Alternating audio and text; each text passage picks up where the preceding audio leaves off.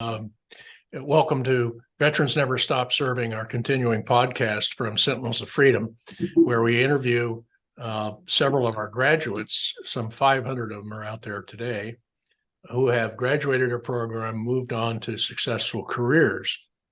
And one of those veterans is with us today. I want to thank Andrew Coughlan, Specialist U.S. Army, got a Bachelor of Arts in Human Services, and now works in a veteran service organization called Wounded Warrior Project, who we are very familiar with and partner with on a lot of things. We have been enjoying a great relationship with Wounded Warrior, Mike Lennington, their president, and their staff for 10 years now, and continue to work towards mutual goals in this veterans support service arena. So Andrew is with us today, again, a graduate of Sentinels of Freedom, very proud of his success. And what we try and do in these podcasts is to let the Sentinels talk about their experience, obviously in the military, obviously injured, all of those things, but a little bit about, your motivation to join the military, your transition experience, your rehabilitation transition experience, and what you're doing today is really what people want to hear. Americans want to hear success stories of veterans. There's too much in the news about veterans homelessness. It is a fact. Veteran suicide, it is a fact. But they don't focus much on the veterans who have come out and transitioned and are doing well today. And that's the goal of Sentinels of Freedom, is to facilitate and support, assist these veterans in their progress, their goals, their aspirations onto careers. Andrew, if you would just kind of give us an overhead, I'd be really interested in catching up and hearing how you're doing. Yeah, for sure. First, thanks for having me on. So I enlisted into the Army right after 9/11. I was a senior in high school when 9/11 happened. My brother was already serving in the Air Force, and I'm kind of at that point in my life. Am I going to college, going into the workforce? 9/11 happened, and that kind of was a deciding factor for me just to join the Army right then. Mm-hmm. So enlisted as an infantryman, and then I was stationed at Fort Drum, New York, up in the good cold country of upstate New York. And what unit were you with, Andrew? Bravo Company 132. 132. Is that 10th Mountain? Yep. Okay. 10th Mountain Division. Yeah. Right. Yep. And then I was in Iraq, September of 2003. So a few months after the initial invasion, and 19-year-old kid going to war with a bunch of other 19-year-old kids, and we really weren't, when we went in, we really weren't clear on what we were going to be doing. Some of the more senior guys in my platoon, they just got off a rotation from Kosovo, and that first month in Iraq, honestly, a lot of them were saying, "Man, this is just going to be a peacekeeping mission."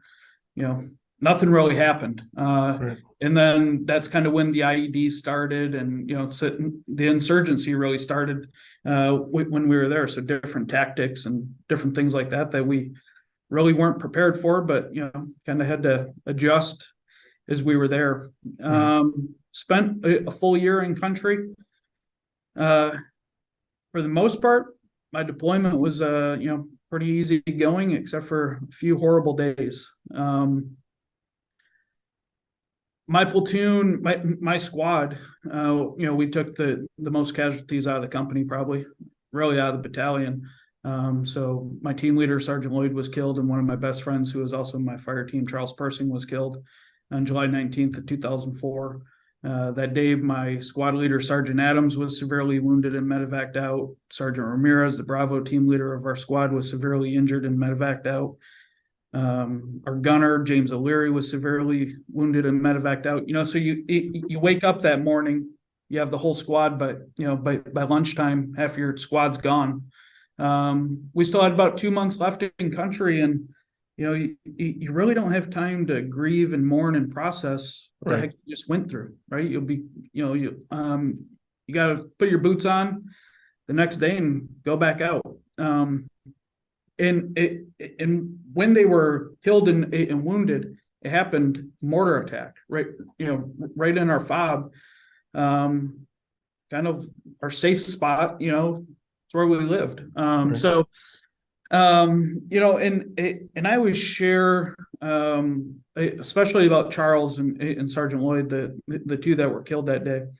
The last decision that Charles ever made of his life was to save mine. His last decision of his life was to shield me from a blast. And that's something I live with every day. Yeah. With Sergeant Lloyd, his body was recovered in the position that we just left. So that's telling me, as a leader, his last decision was to come make sure his guys were okay. Yeah. We still had 2 months left in country, and had to strap up the next day and continue on. Thankfully for me, I had a great chain of command for the most part, platoon leader and first sergeant, that kind of saw some things in me before I even noticed them. Providing me a couple extra rest days, make sure that I was being taken care of when we got back stateside. So, I ironically came back stateside September 11th of 2004. So. Yeah, by that time, Iraq was in full-blown insurgency, civil war, basically civil war. I mean, tribe on tribe. Yeah. You mentioned Fort Drum. I visited Fort Drum and the commander of the 10th Mountain. I think it was about 205, maybe 206. Could have been a little later. General Michael Oates. Okay.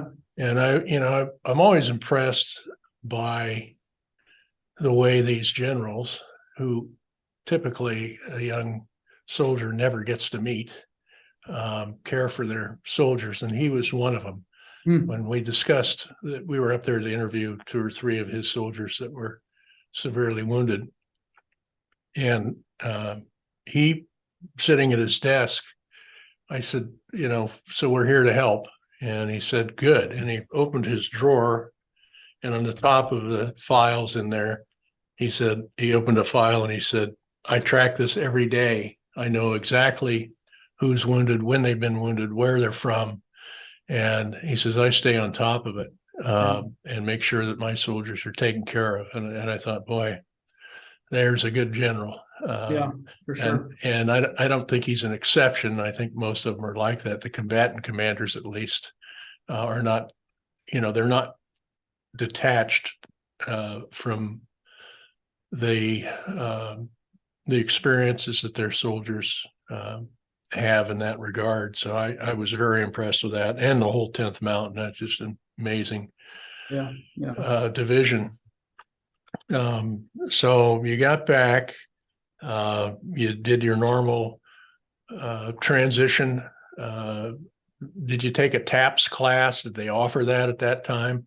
Yeah. So, I was medically retired. I was diagnosed with post-traumatic stress disorder in about late 2005. Went through the med board process and left active duty 2 days after my 22nd birthday.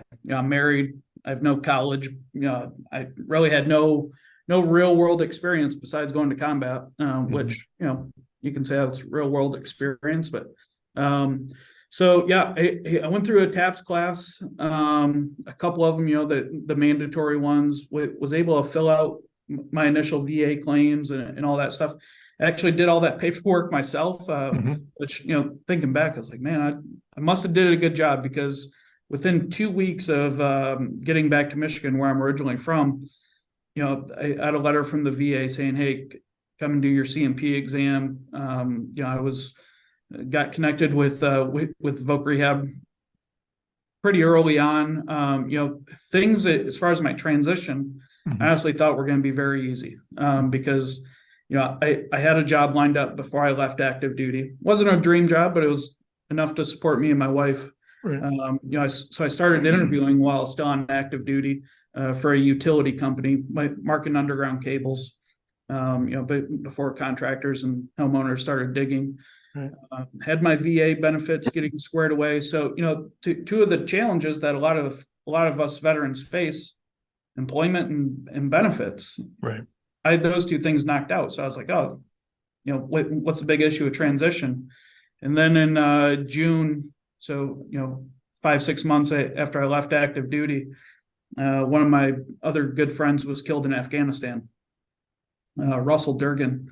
And Russell and I were in Iraq together, and then we were roommates when we got back. And and I can still just close my eyes and kind of relive that scene of my wife telling me that Russell was killed in Afghanistan. I remember her kneeling down in front of me, and a tears coming down her eye because she knew Russell as well. And after that, a lot of the survivor guilt that I was carrying from Iraq just kind of came right back to the top. And in 2006, 2007, I spent a lot of time in the VA hospital in Battle Creek, Michigan, going through intensive outpatient and inpatient treatment through a PTSD program. I was in a psych ward. Looking back, when I thought transition was going to be easy, it really, the first couple months I would say were easy, but it really didn't hit me until 6 to 9 months after the fact that I'm like, this isn't easy as I thought it was going to be. So yeah, you did all the right things in the initial transition, and then things kind of crept up on you. But again, you did the right thing by seeking help. Yeah. And that's a hard thing for a lot of the veterans that have experienced things like you have, is actually asking for help. And of course, the VA can be very impersonal. The thing that has worked for Sentinels and those we serve in this program is trying to network them in with good people, civilians on the ground that will help and mentor them. And I know Wounded Warrior has several programs like that, and we utilize some of those programs to supplement what we do. No one organization can do it all. I mean, they're the big guys on the block. We're the corner grocer, but they do a lot of the same things we do, but not exactly what we do. And so we collaborate. They do things that we don't. We do things that they don't. They refer people to us. We refer people to them. It's a great relationship. And Mike has really done a great job of turning it around there since their issues. So oftentimes people ask me, what do you think about Wounded Warrior? And I said, well, I think they're great. And they kind of look at me puzzled.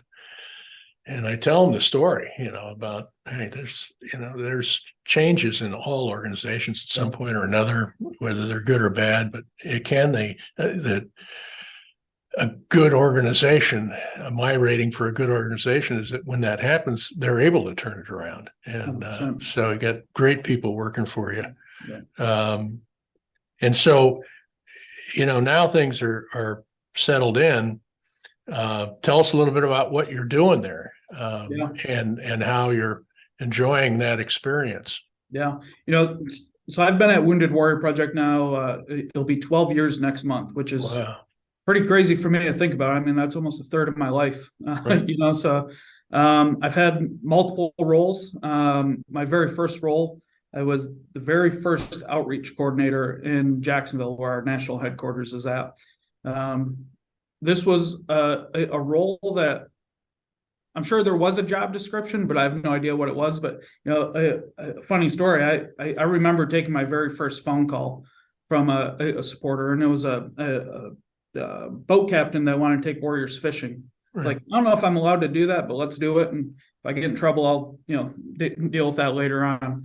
But it was really cool because I got to help lay down the foundation of what that program is going to look like. And today, even though I was doing that 12 years ago, some of the stuff that I was doing and how I was engaging warriors and conducting outreach and things like that are still being done today. Right. And then even in the last, well, even this morning, I received a text from a warrior who, I've known him since he was hurt in Afghanistan 10, 11 years ago. Right.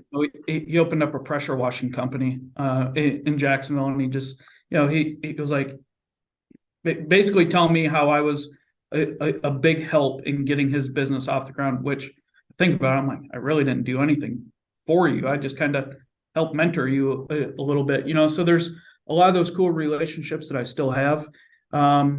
After I was the outreach coordinator, then I was a manager that oversaw pretty much the whole Southeast region. So from Puerto Rico to Arkansas. I left that position 5 years ago and transitioned into fundraising. And that was actually right around the same time that I got connected with Sentinels, because I was at this point in my career. I started school and never completed my degree. And after, talking to some of my personal mentors internally at the organization and, just people that I've surrounded myself with, I know education is something that no one can ever take away from me. And I knew if I wanted to move up, I needed to finish school. So I got connected with Sentinels, and a true blessing to, you guys in your team, not only the financial part, but the accountability and just keeping track. And, because honestly, I was like, what do I need school for? In my mind, I was done with school 4 years ago, even though I never finished. But it was also a little extra motivation. And I was the first college graduate in my family, Right. So that's, a lot of that is due to you guys as well. But my current role now, I work with major donors, individuals, that support the same programs that help save my life. So, it's cool to be able to tell a donor, a supporter, hey, the programs that you are supporting saved my life. Yeah. Been there, done that. And that's a real credibility plus, is actually talking to somebody that's been through the program. Yep. And so kudos to you on that. And I know that it's not always easy. I mean, fundraising is tough. Yeah. The public right now doesn't see in the news anymore casualties. They see stories about homeless veterans or suicide or whatever, and it's painful. It is. What they really want to see is success stories. Okay, you went through these tough times, but you came out of it whole, and you progressed into a meaningful occupation, and you're raising your family and taking care of business, so to speak. That makes people feel like, yeah, we did the right thing. We I always talk to people about national responsibility. It's twofold: government and citizen. And government plays a huge role, of course, in the VA and other services, but they're highly impersonal. And citizens, we elect our officials, Congress, president, everything else. We give them our proxy to vote on things. And they're the ones that the president and Congress that send people to war, but they do it as our proxies. And so we do have accountability and responsibility. And when you put it in that term, and also the fact that if they really look into their own lives, their families, their personal lives, and ask themselves the question, where would I be without these individuals standing up to serve since the Revolutionary War? What would my quality of life look like today? When you ask an individual like that at whatever level, whether it's a chairman of a company or somebody that works in a company or just a neighbor, they really stop and think. And I love telling the story about John Walding, and that is that he came home without a leg and special forces. And when he got home, everybody, of course, knew who he was in his town. He wears his Green Beret shirt and hat, shorts, because he can't dissipate heat well in Texas. It's not too hard to figure out he's a wounded veteran. Yep. And people would come up and say, thank you for your service, complete strangers. And he was fine with that for a while. And then he started thinking about, did I just give that person a pass? They're going to go home and tell their wife and kids, hey, I just thanked a wounded veteran.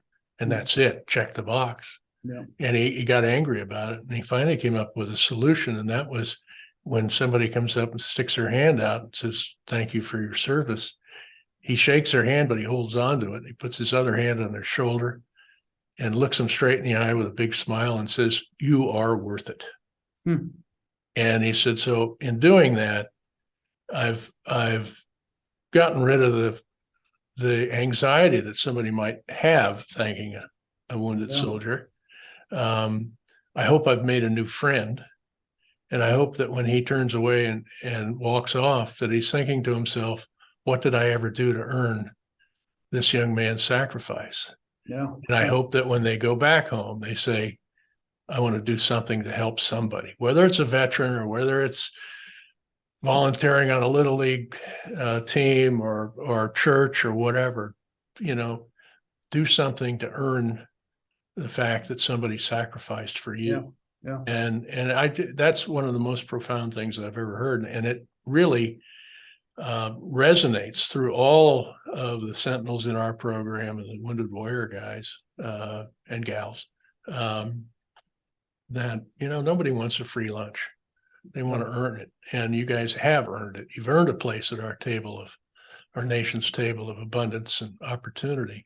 Well, now you still got to go because there's no free lunch. No, and so people like myself and our mentors and everybody involved with us really have a good experience just helping one individual at a time. It doesn't take that much time. And so we seek out people that, for instance, we're working with a young man just got his law degree, young Marine, and we've pressed it out to our network here where he lives. And I think I pressed it out to about 10 people, gave him the information, said this is the kind of job and the law firms that he's looking for. And if you know somebody in that, could you please talk to him and talk to us about getting a personal interview, not a resume online, a personal interview.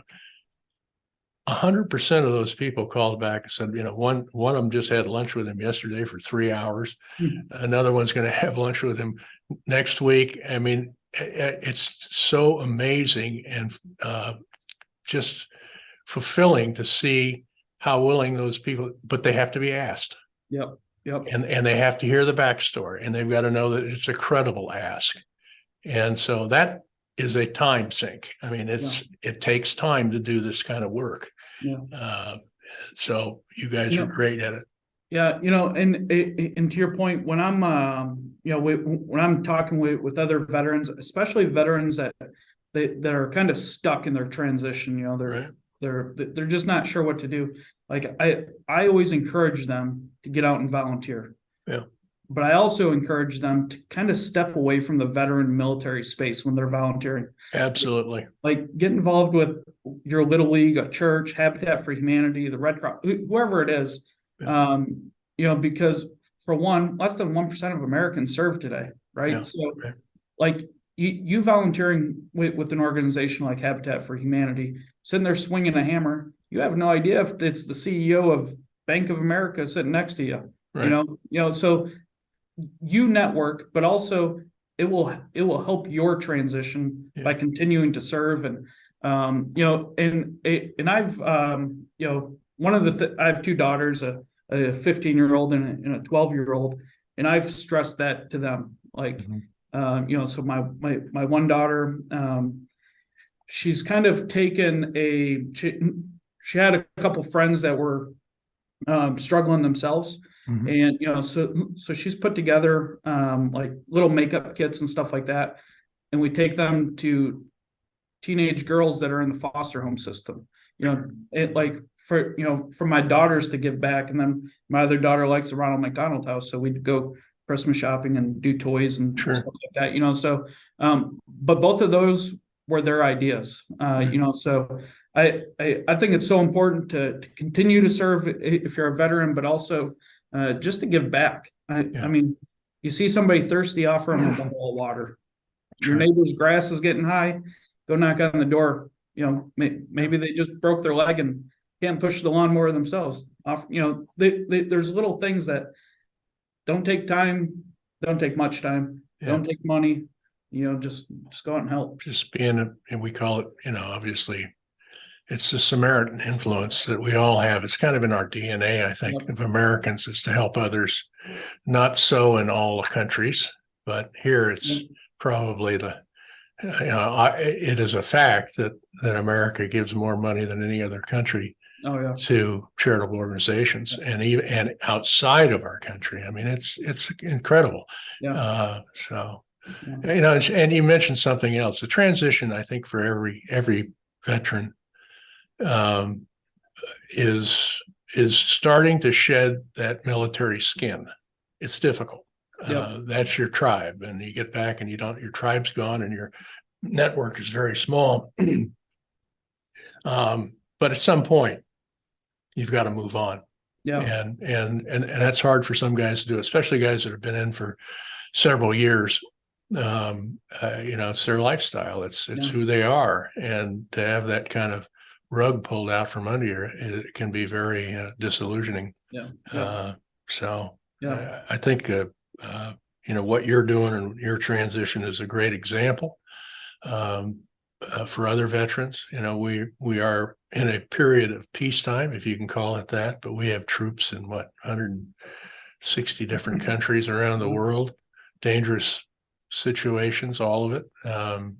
And we never really know when the next war is going to happen. It will happen. We just don't know exactly where, but we're on the edge of a war in Europe. I hope our leaders are smart enough to keep out of it, but I'm not confident. And the next one's not going to be like the last two. And wherever it is, Korea, Taiwan, or Europe, or Africa, and we depend on young men and women joining the military and saying, I will serve and follow orders and all that stuff. So you're right. It's only 1% of the population, and it's renewable. It's a great renewable asset for our country. Those members of the military come out as veterans, take their skills, go to school, whatever. They do good things in our communities. I mean, our Sentinels, when we survey them, I think it's over 90%, or at 90% of them are doing something currently in volunteerism. Now you look at that and say, oh, that's great, but really look at it hard and say, they don't have to do that. They've already done that. But they continue. It's amazing. When I was still going to school, and I was in between semesters, and I don't remember who it was from your team. That just we're doing our quarterly check-ins, and I told her something, and she's like, "Are you sure?" But I donated a kidney to a guy that I served in Iraq with. And that gets brought up a lot. And I just heard two Marines that did their story and my story was so similar. Right. There were two Marines that served together.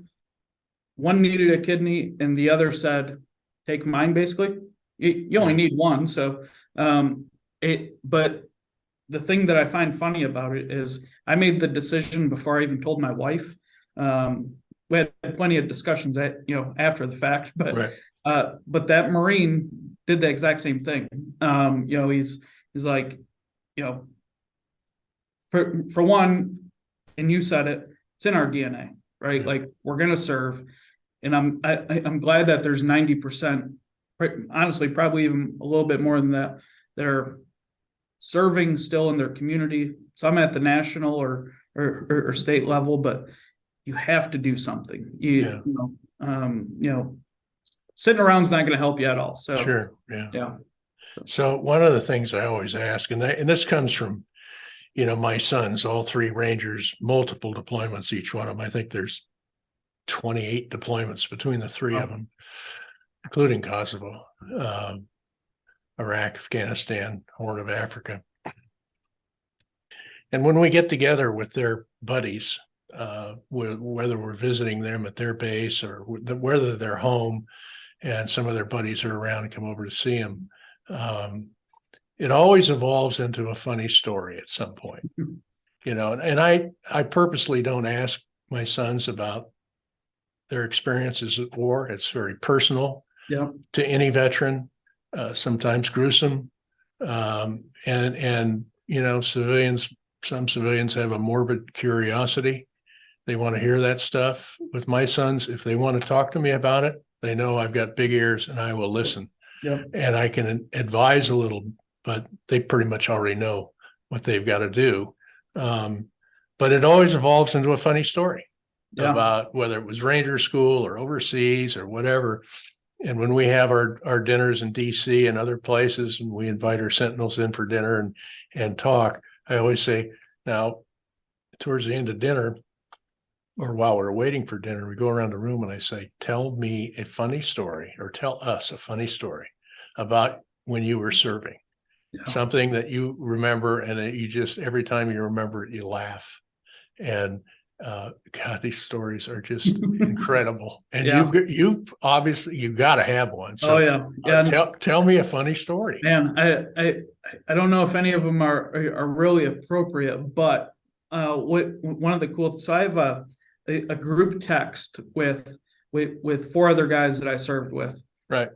That we recently just reconnected. I mean, so I've been connected with all of them, but then like to bring us all back together in this group text, like sharing some of those stories or just kind of banter back and forth.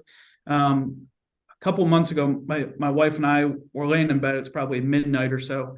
I'm laughing so hard in this text, just from the stupid stories. Yeah.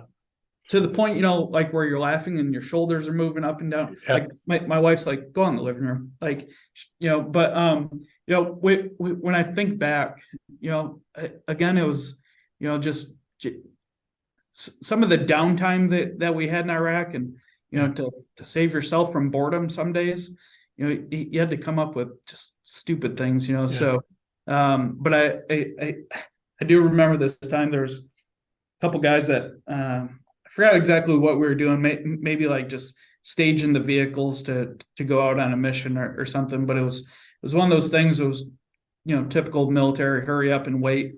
So like, one of the guys just kind of propped himself up against the Humvee tire and fell asleep. He's got his head tilted back and, so we made a game out of it, trying to throw rocks in his mouth.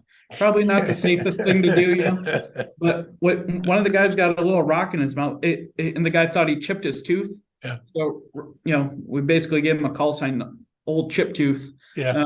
Just like little stupid things like that. But, but even just, just hanging out with the guys, whether it was on, we did a lot of tower guard, a lot of gate guard, things like that. Yeah. You really get to know the guys that you serve. I mean, you're in a 2-man tower for 8 hours a day. Yeah. We never ran out of things to talk about, whether it was, what your childhood was like, what were you looking forward to, when you got home, what were your career goals, after you got out, whatever it was. But I probably 2 or 3 weeks ago, I was over in North Carolina and just had lunch with my old platoon leader. I haven't seen him in probably 7-8 years, but we just, you just pick up where he left. I mean, heck, my company first sergeant, I haven't talked to him in 20 years. And he sends me a Facebook message. It's like, hey, do you have time to talk? And at first I was like, this is weird that first sergeant is reaching out to me. It's like 10 o'clock at night. And I thought maybe his Facebook got hacked or something, because I was an E3 and E4. I didn't have, he obviously knew who I was and, but it's like, I really never had, direct contact with them a whole lot. And, so him and I just sat there and talked for 45 minutes. Yeah. And so if there's a message, for veterans that are listening, reach out to guys. Yeah, I agree. If you're thinking about them, they're probably thinking about you, or Right. just, but make the move, just call somebody, send them a message.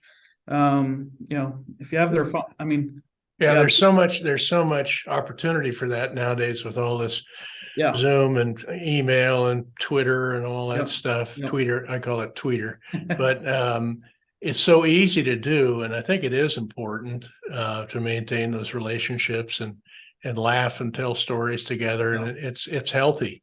Yeah. And so good on you Yeah. to keep those relationships. I know my boys do the same thing, and those are lifetime friendships. Yeah. And those are something that as a human, we need, and we Yeah. covet those relationships, and it's so easy to do.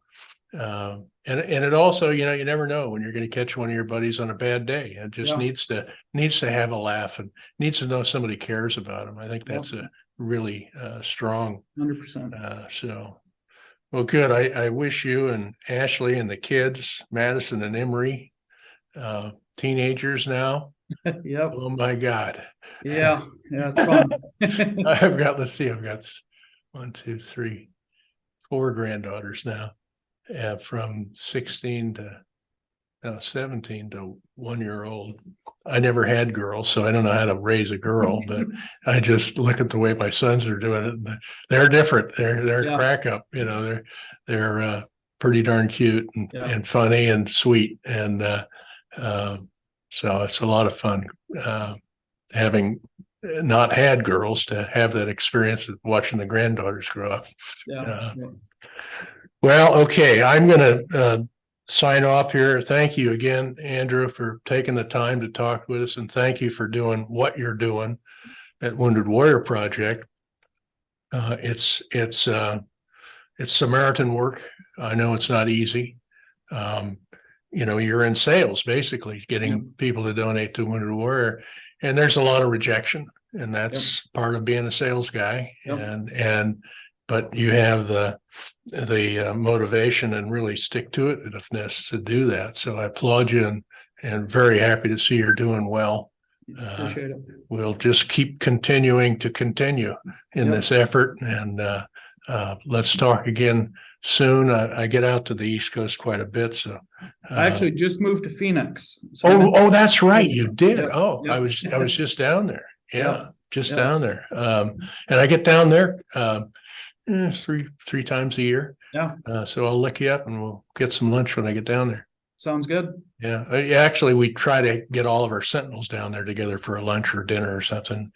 We'll include you in that, and you can meet some of the people down there and increase the awareness and networking. Awesome. Appreciate it. Okay. Well, this is Mike Conklin and Andrew Coughlan, United States Army, signing off for this week. We hope you'll enjoy this podcast and share it with your friends, your family, and your business associates. It's important work that we do here, but the most gratifying part of that work is seeing young men and women succeed. And Andrew is one of those success stories that we're very proud of. So share it with your friends, and look forward to seeing you next week. Thank you. This is Mike Conklin and Andrew Coughlan, United States Army, signing off. Good. All right, we're done with that. Thank you. Yeah. All right. So let's talk a little bit about fundraising.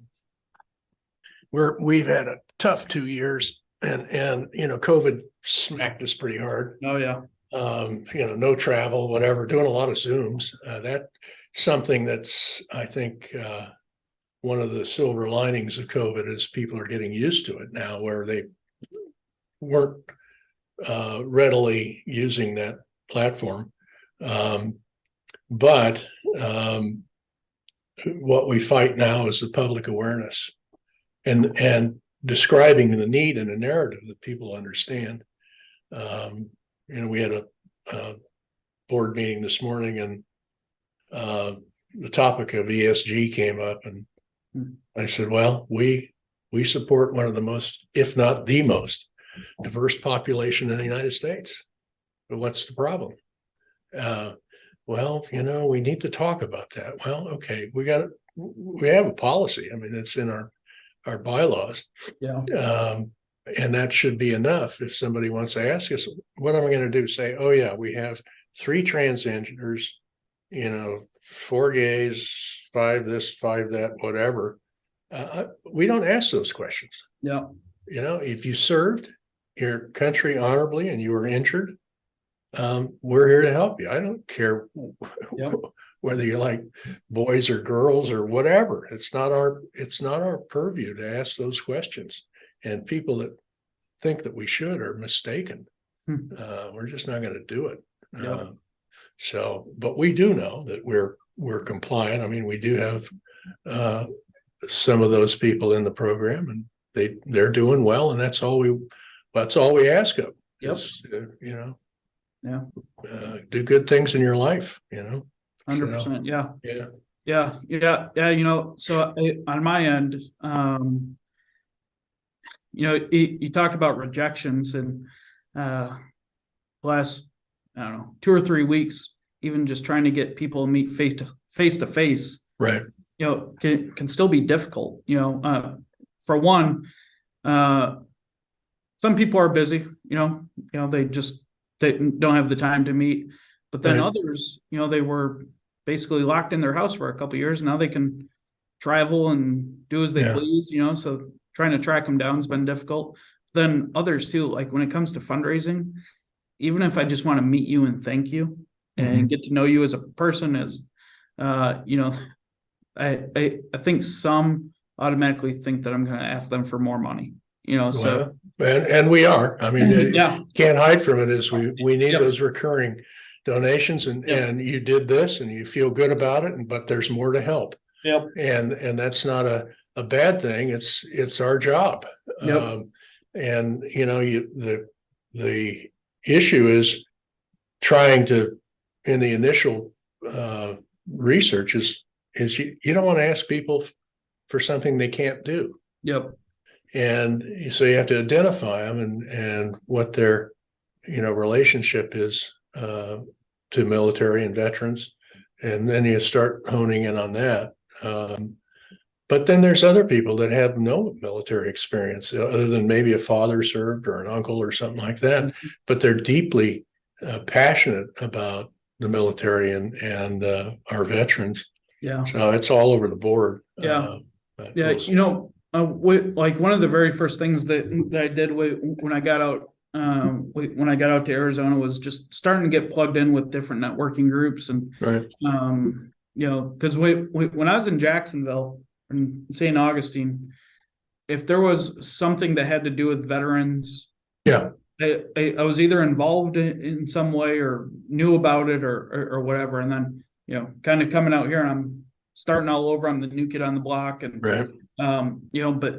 but for me, getting plugged in with like the local chamber of commerce, it has been great. Like there was a lady, she sells insurance that like that's her job, but she's also a stand-up comedian, and she would do these basically date night comedy shows. Right. She turned it into a fundraiser for Wounded Warrior Project after her and I had a couple conversations. So I mean, like that was cool. Just to and she has no military affiliation at all. Her parents didn't serve, her grandparents didn't serve. She just wanted to help and give back, and she was already doing it. She's like, I can just ask people for money. So we have I grew up with veterans around me, and some of the best mentors I had, no doubt, were veterans. I was basically from fourth grade. What is that? 10 years old. Yeah. Raised by my mom. My dad left. And so I was proactive. I needed to learn how to work on a car. Well, the guy down the street was a veteran, and he offered to help me. Another guy helped me learn how to build houses. Another guy helped me. These are all veterans, helped me learn how to fly.